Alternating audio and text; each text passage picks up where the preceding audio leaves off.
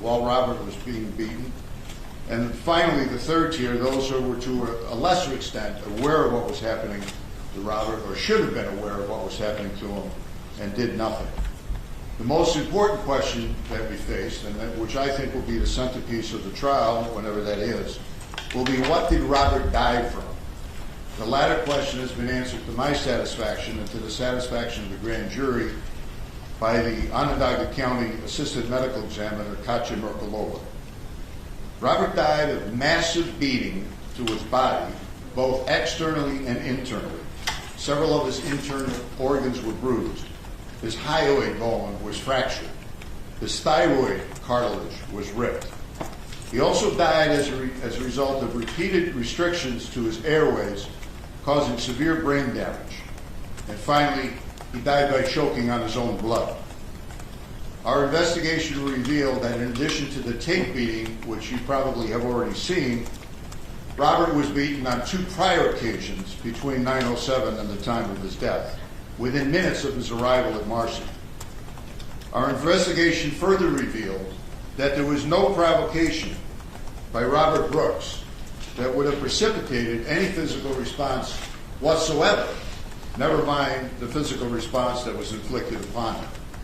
I think any sentient human being looking at the tapes naturally comes to the conclusion that he must have said something, he must have spit at the officers, he must have resisted in some way, and the fact of the matter is he did absolutely nothing. The first beating took place in what is referred to as the Arsenal section of Marcy.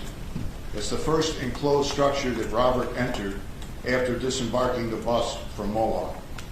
The second beating took place outside as Robert was being escorted to the infirmary. And by the way, he was being escorted to the infirmary because that is standard procedure when an inmate arrives at Marcy. And the third and final and fatal beating took place in the emergency room of the infirmary, which I said many of you have seen on tape.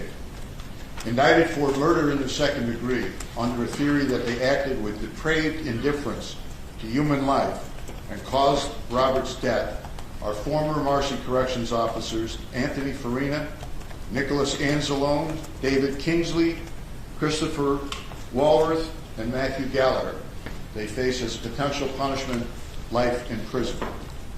Indicted for manslaughter in the second degree for recklessly causing Robert's death by essentially doing nothing are Michael Mashaw, Michael Fisher, and David Walters. They are facing a potential 15 years in state prison. And finally, indicted for tampering with evidence is Nicholas Gentile, a Class C felony punishable by 4 years in state prison. One additional defendant has been indicted for murder in the second degree, and he was unavailable to surrender himself. We do not believe he's a flight risk. He will be arraigned in the very, very near future. 3 former Marcy Correction officers have reached plea agreements with the special prosecutor.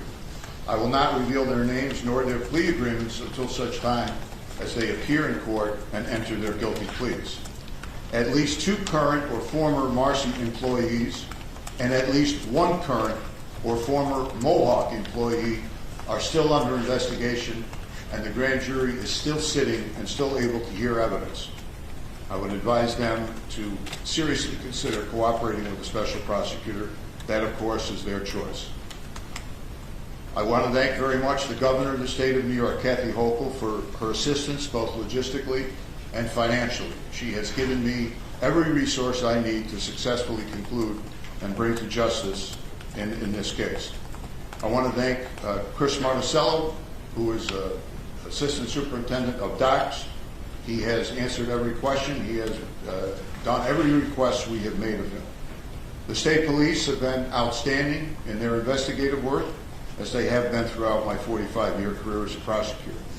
I want to thank my longtime friends and my local colleagues, the county executive, Tony Pacenti. He has been a great, great host to me and my staff. It's made us feel very, very welcome. And of course, I want to thank my colleague and my new friend, Todd Carville, for his assistance, the Oneida County District Attorney.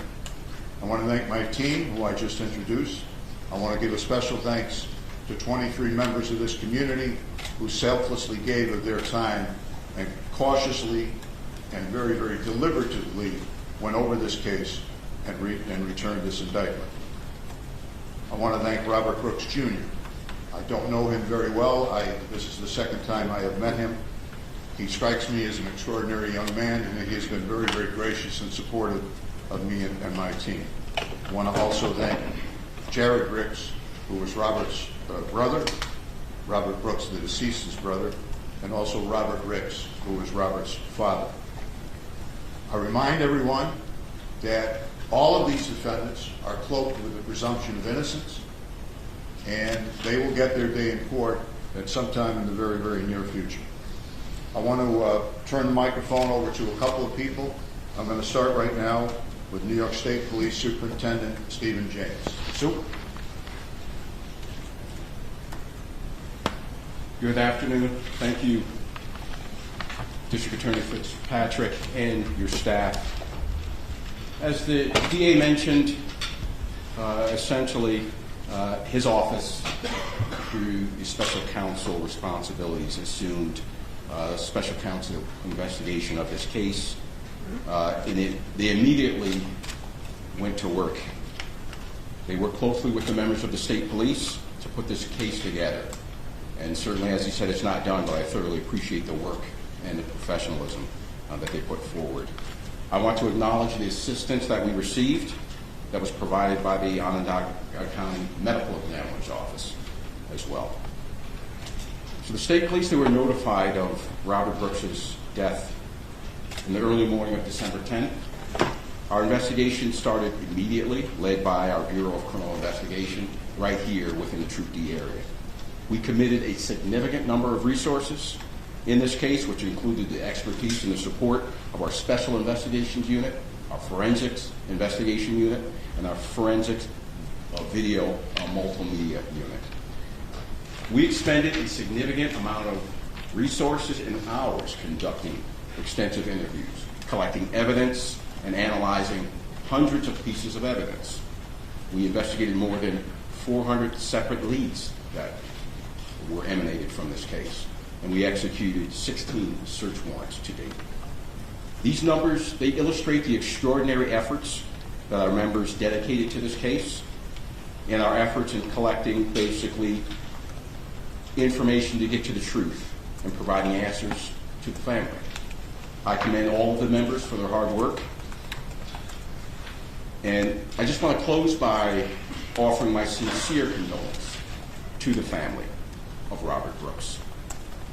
Now, I've been a member of law enforcement for a good number of years, and although I've personally overseen and investigated numerous criminal cases, I have to acknowledge that this was a horrific incident to view. And it was extremely difficult to watch and to comprehend. So I will clearly say here to the Brooks family and the community, I appreciate not only your strength and your composure, and essentially for having the trust in us that we would do what we could within our power to ensure that justice is served. Collectively, I thank you. Thank you, Superintendent. As you might imagine, Commissioner of Docks Dan Marcello is a little busy at the moment, and he has graciously allowed one of his deputies, Darren Miller, to speak to you today representing Docks. Darren. Thank you, DA Fitzpatrick, and thank you everyone for being here. My name is Darren Miller, and I am the Deputy Commissioner and Chief of the Office of Special Investigations for the Department of Corrections and Community Supervision. As DA Fitzpatrick indicated, Commissioner Dan Marcello really wanted to be here today, but he is working hard to resolve an ongoing state of emergency across our state correctional facilities. I also want to start off by offering my sincere condolences to the family of Robert Brooks. What happened to Robert Brooks should never have happened, and is something that no family should have to endure. Today's indictments of the individuals responsible for the horrific killing of Robert Brooks marks an important step towards justice and healing.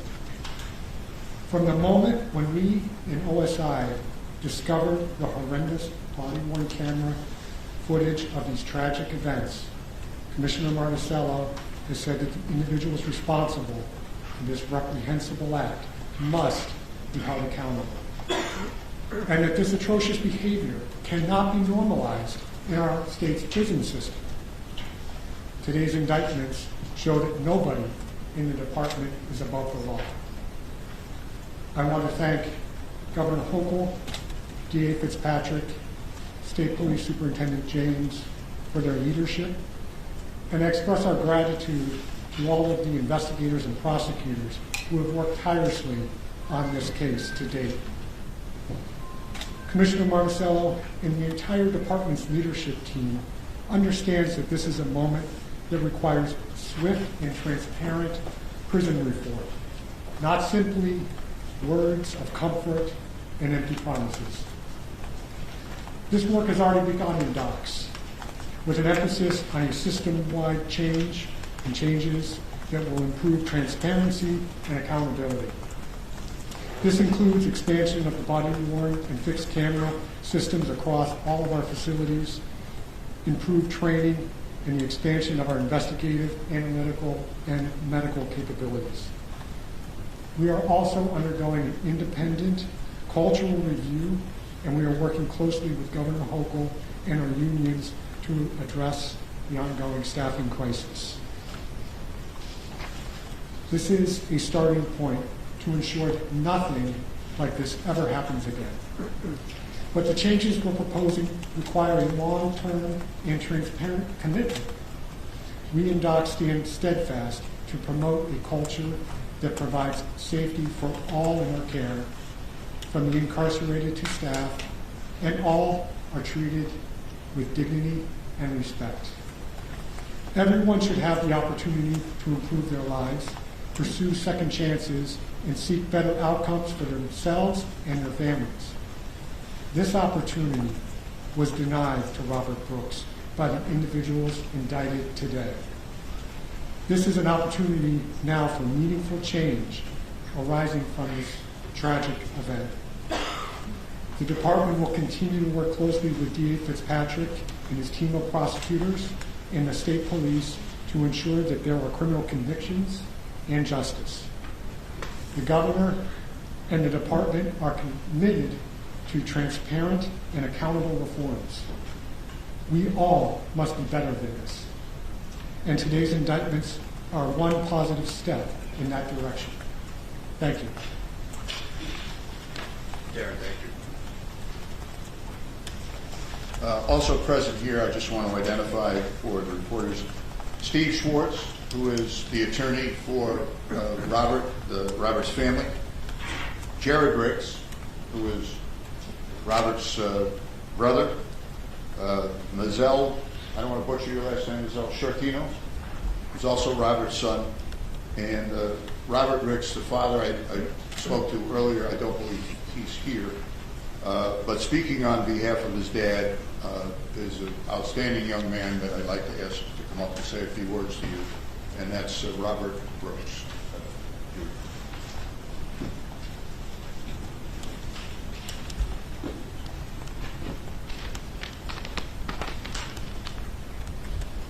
Hello.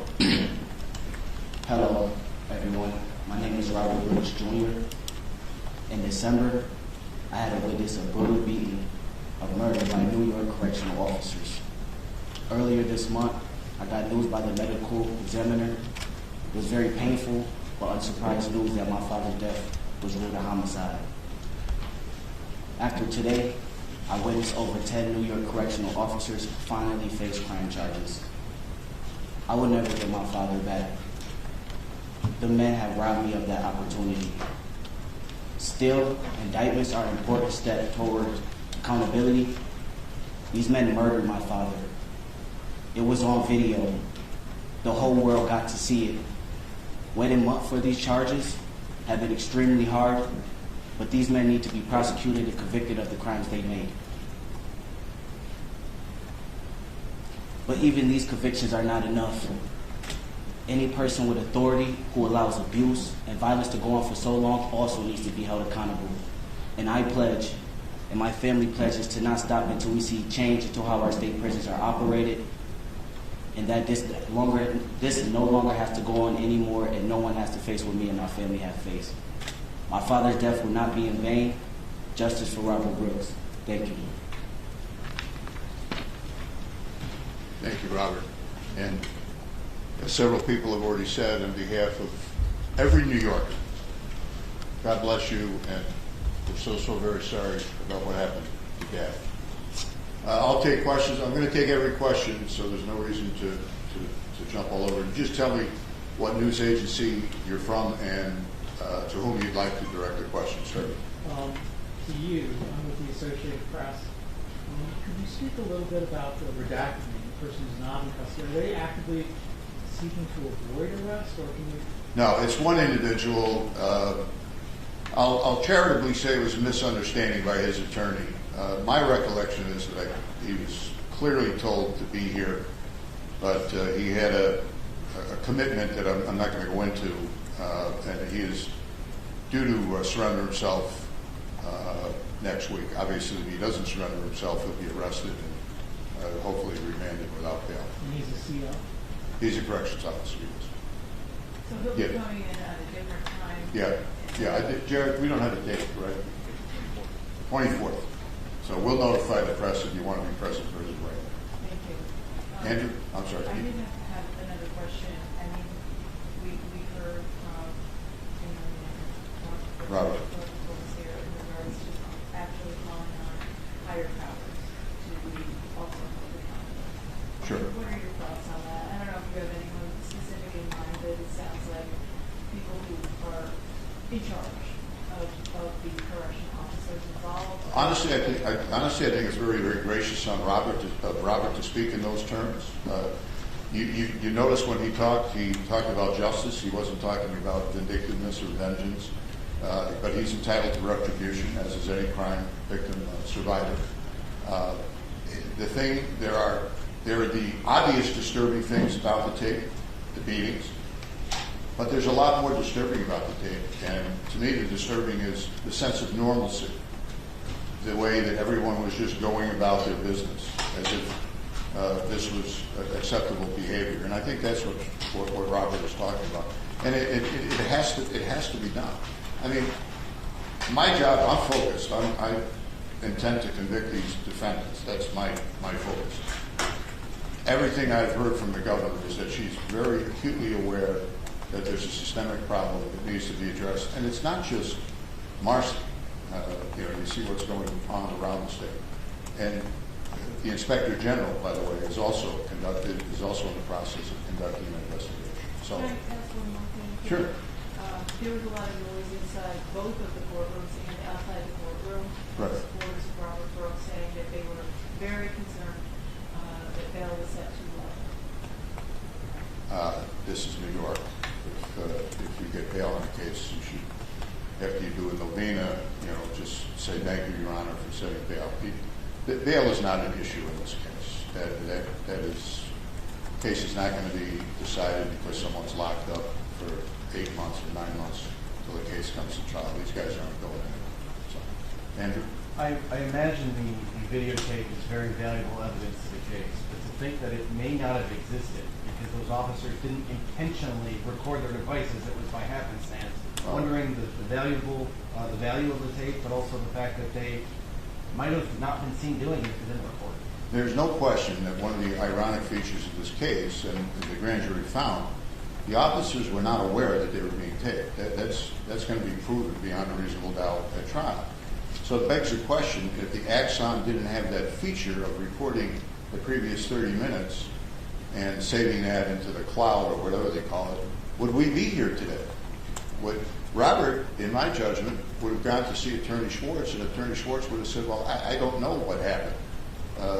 They say that he fell outside and hit his head and was under this influence of some kind of narcotic, and he must have caused these injuries to himself. And, God only knows if we would have been able to, proceed with where we are today. Can you speak to the logistics of getting the 10 people, or what is it, over 9 is today in custody?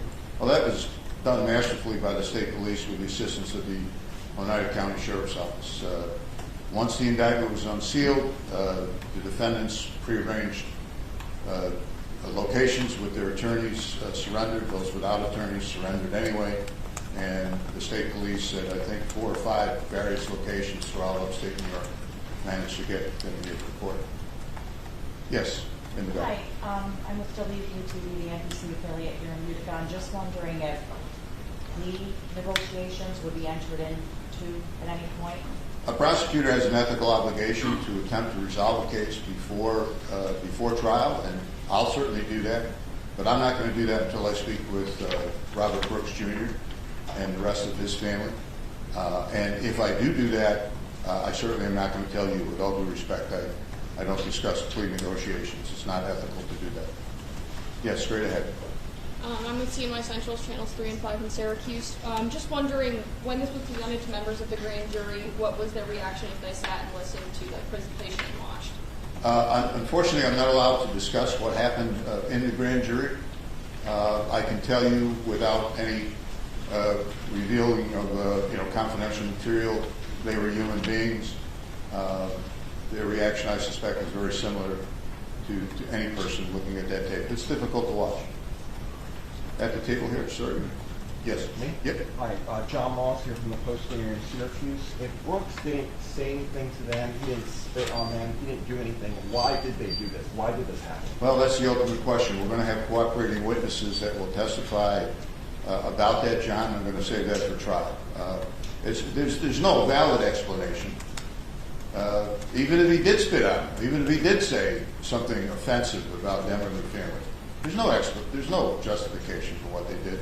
And in fact, it just, in my judgment, it just supports the finding of the grand jury that this was a depraved situation and warranted a murder charge.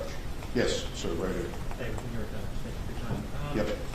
Yep. Is it clear why he was transferred from Mohawk in the first place? He had been in an altercation at Mohawk on December the 7th and December the 9th, and Doc's officials made a judgment that for his safety, ironically enough, he should be transferred to Marcy. Neither of those assaults that took place on December the 7th or December the 9th, in the opinion of the medical examiner, contributed in any way to his death. Yes.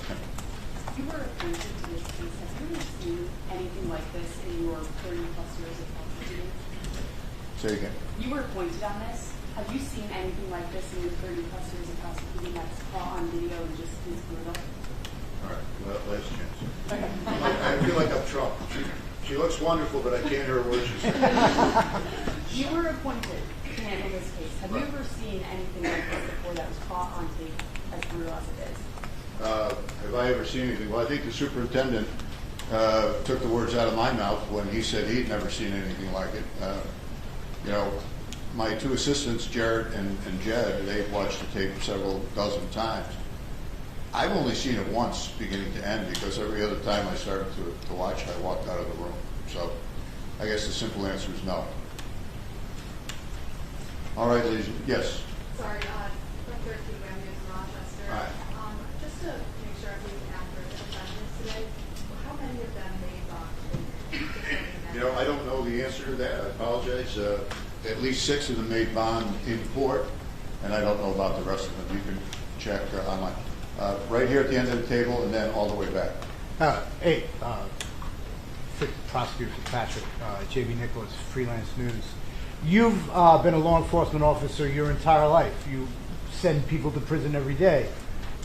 How are you feeling right now in the fact that you're putting, COs behind bars at this point in your career?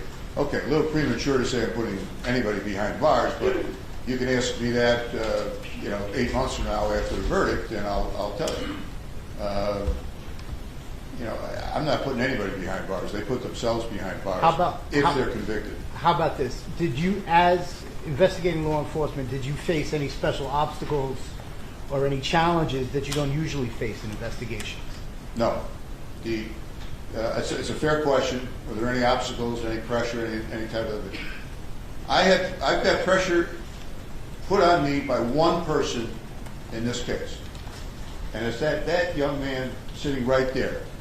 When I met him a couple of weeks ago, and I shook his hand, and I said, "Robert, I'm going to try to get justice for your father." And he looked at me, and he said, "I certainly hope so. I pray that you do your best." That's pressure. That's the only pressure that's been put on me in this case. And the obstacles are non-existent because of these men and women of the state police and the DOCS investigators that have assisted me. All the way in the back. Hi, Jessica Tulin with News Shelter in Albany. I spoke with Roswell's father and then also with his family friend. They both tell me while they're happy that the corrections officers and other guards are being charged in this case, they're upset and wonder why they got jailed. I don't know. You probably could. You're a reporter. You probably could have answered that for them. We live in the state of New York, where it's very rare to see somebody charged and not have bail set. I thought that the bail set by Judge Bauer was eminently reasonable. I don't consider them flight risks. If this was 2019, I probably would have asked for remand because it's a murder charge. But if Judge Bauer had done that, I think he would have been immediately overturned by a higher court. So I understand their frustration, but be patient. Let's see what happens, sir. Yeah. Was there any investigation into this being more than an isolated incident of prison guard brutality, but as actually a part of a beatdown squad? Yes, sir. Thing that exists in correctional facilities across the state, where is it investigated as more than just an isolated incident? My staff and I and the state police did look into that possibility in connection with this. We did not find that, otherwise we would have returned indictments reflecting that. Does it exist? I can't answer that. I can tell you that to paint a broad brush of the thousands of corrections officers in the state based on these guys would be unjust. But there's a problem.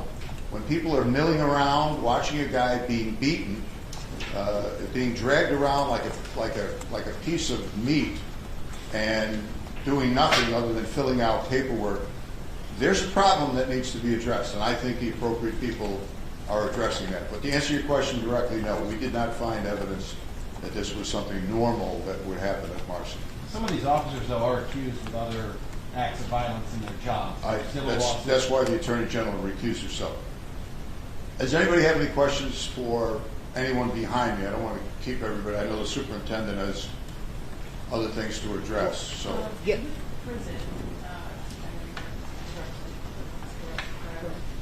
I don't know if you want to. There is a call from the family and those who support the family for systemic, long-term, drastic change. And you addressed that a little bit, but what can you say you're actively working to do? There currently is an independent law firm that has been hired and is conducting an extensive review of the culture in the correctional system. They're touring various prisons. They're talking to individuals from the highest ranks, including our commissioner, all of the executive staff in the department, and then on down, so that it's a top-to-bottom review of the Department of Corrections. We are also engaging two other entities, again, independent entities that have expertise in corrections, and they're looking at different sampling of correctional facilities with also the mindset of trying to drill down to see what types of changes can be made to implement real and sustained reform in our system. How is And that's just among others. I mean, I mentioned about the body cameras, which is a game changer in the system, particularly trying to determine what goes on behind the walls. The video in this case was obviously very instrumental in identifying what happened. We were working this case right from the start with the state police and then the Attorney General. And when we got word from the medical examiner about the serious and gruesome injuries sustained by Robert Brooks. There were significant questions that were being asked as far as how could that have happened. The video answered that question, and I was there when we reviewed that video on December 12th after one of our investigators, actually my second in charge, Chris Marcello, who Dave Fitzpatrick mentioned, and on a thought that we should check with the company and see could there be retained video. And we pursued that lead, and to our shock, we found that video, and thank God that we did. Some of these issues are actually coming up by correction officers in the Wildcat strikes, including the body-worn camera footage. They should get body-worn cameras. Should there be more of them? Should there not be body-worn camera footage? So how are the demands from correction officers from the Wildcat strikes actually, how is that affecting any of your plans to make changes? Well, as you might imagine, we're in the middle of that emergency and that crisis, and those demands are being reviewed by the commissioner and the governor, and they're working with the unions. But I know the commissioner and the governor stand firm in believing in the importance of transparency and camera footage in order to hold people accountable for their actions. And that includes anybody in the system. And who was that said you should check with the company to see if they had the backup footage? My number 2 in the office, Chris Bartosello, had the thought that perhaps there was recall video, which is what it's referred to. We had not known about recall video previously, and it was, quite frankly, an alarm. But we pursued that because we knew it was important to pursue all leads to try to find out what happened and pursue the facts and gather the facts. And as soon as we found that video, I was on the phone to the state police and the Attorney General's office that night telling them about the video, and we immediately transferred it over to them. And how long did it take once you asked for the video to realize that the video existed? Like what gap was there? Like how long did that take? It was the day we within hours. Within hours. How much did you know before you checked the video? Like, was there a serious complaint from someone? Obviously, you had an inmate who didn't survive, but was there a serious complaint from anyone who witnessed this that said, you got to look into this? We investigate, along with the state police and the Attorney General, every death in custody. So we had an ongoing investigation. The medical examiner's preliminary report strongly suggested that there was foul play. What was the expectation for body-worn cameras at that moment? Should they have all been turned up?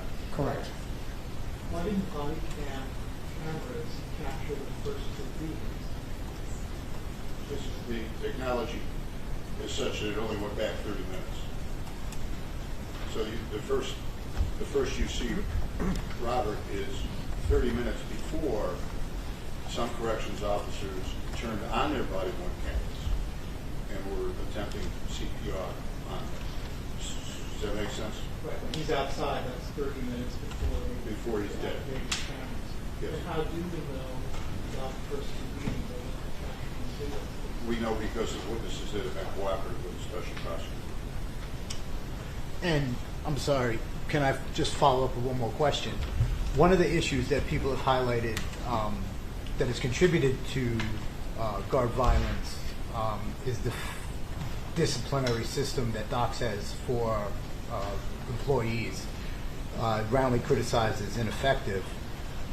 Will you be supporting, will the Department of Corrections be supporting reforms such as making those hearings available to the public? Are you referring to the disciplinary hearings? Yes. I know the department is committed to transparency. Obviously we follow the law, and I know that there is currently consideration of legislative changes, and I can't comment on potential legislative change. I think Commissioner Marticello has also spoken about this during the budget hearings, so I would refer you to his testimony before the state legislature 2 weeks ago. And did the department receive any warnings about these guards beforehand, or anything like that? Like, did the department discipline any of these guards for assault before this incident? Off the top of my head, I can't answer your question. Sorry. Okay, last question. Mr. Patrick, how common is it to transfer inmates like Mr. Brooks following altercations at Mohawk, and who was in charge of that decision? I don't have the expertise to answer that question. I know it was done for his safety. He didn't desire protective custody. Robert did not desire protective custody, but I can't tell you how often that happens. I Could just you don't. talk about the incidents themselves, what they were, how they started, what views were arriving at Mercy? No, it was inmate fights. I'm not going to go into any further details on that. Real quick. But emphasizing they did not contribute to his death. The plea agreements he did talk about being active. Are those 3 people we saw today or 3 people we did not see today? You did not see these 3 people today. You'll become aware of them later on. And did they involve jail time? Again, all their plea arrangements will be in open court on the record. Just Yeah, real John. quick, are you able to talk about these 2 previous beatings, sort of what happened? Am I able to talk about that? Yeah. Not at this press conference. All right, seriously, last 2 questions, all the way back and then over here, and that's it. I noticed in the body cam, the officers who were most hands-on in the beating of Robert Brooks were wearing their American flags on their uniform in an inverted fashion. And I want to know if any investigation was done into whether or not those particular guards who were wearing their uniform in a particular way are part of some white supremacist terrorist group that currently operates within the New York State Department of Corrections.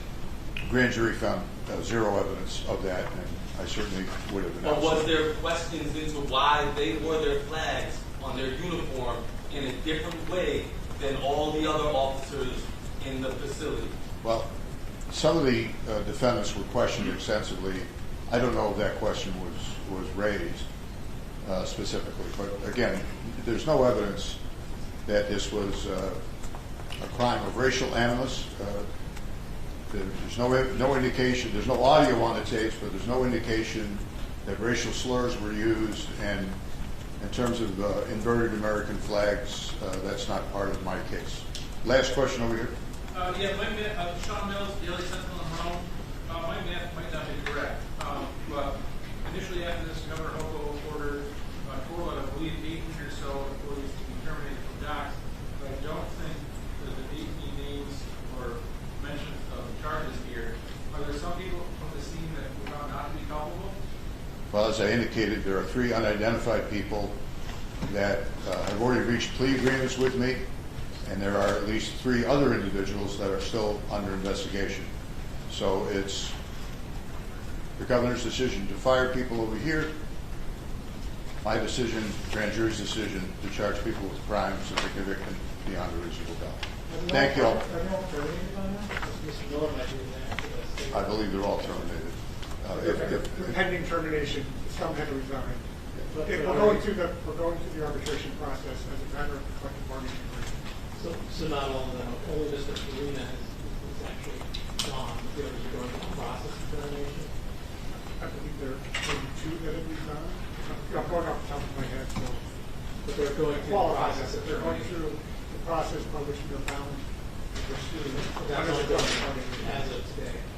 The people arraigned today are going through that process. Those that have not been terminated are suspended and they're facing termination. That's what Congress' position is. They're moving to terminate them. So we have to go through the collective But then bargaining being arraigned, process. they are suspended and go through the termination. Correct. Suspended without pay. Thank Will you. the officers who have retired maintain their benefits and pension?